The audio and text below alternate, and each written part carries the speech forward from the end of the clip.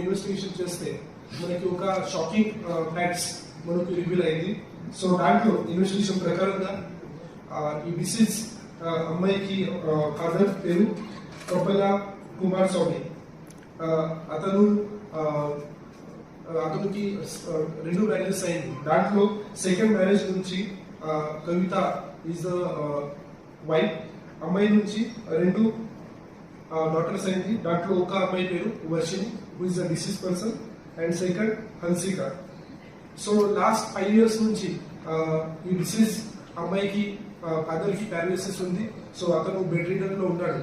So అప్పుడు మధ్య ఈ లాస్ట్ 5 years నుంచి ఇది భార్య కవిత అండ్ ఇంకా ఒక person Raj Kumar, who is a 24-year-old.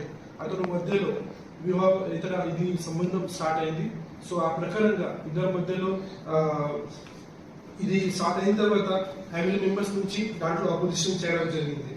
So ఆ ప్రకారంగా ఇద్దరు డిసైడ్ చేశారు దట్ ఈ ఫాదర్ కి ఎవరైనా ఇది ఉన్నారో అతనికి మర్డర్ చేయాలి. సో ఆ కోసం 25th జూన్ రోజు ఆఫ్టర్నూన్ 1 o'clock కి ఇద్దరు కలిసి ఇది కవిత ఏదైనా పారాలిసిస్ హస్బెండ్ ఉన్నారు, అతనికి లెగ్స్ పట్టుకోవడం జరిగింది. తర్వాత రాజ్ కుమార్ అతనికి మౌత్ నుంచి స్ట్రాంగులేషన్ చేసి మర్డర్ చేయడం జరిగింది.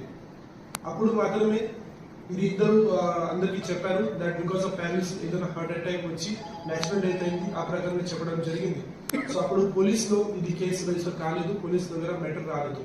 అప్పుడు ఇది నేచురల్ డెత్ కింద ఇది క్రిమినేషన్ కూడా అయింది. అయిన తర్వాత ఈ వర్షిని అది అపోజ్ చేయడం స్టార్ట్ చేయండి.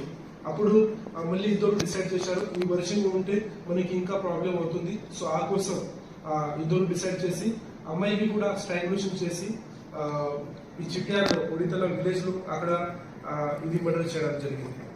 మర్డర్ చేసిన తర్వాత ఇద్దరు ఒక బ్యాగ్ లో సైడ్ లో ఇది బాడీ పెట్టుకొని ఇది బుషెస్ లో బిహైండ్ అది బుషెస్ లో ఇది పెట్టడం జరిగింది. ఆ తర్వాత 2 days తర్వాత మళ్ళీ ఇది అవుట్స్కట్ ఆఫ్ విలేజెస్ లో మళ్ళీ ఇది డెడ్ బాడీ అక్కడ షిఫ్ట్ చేయడం జరిగింది.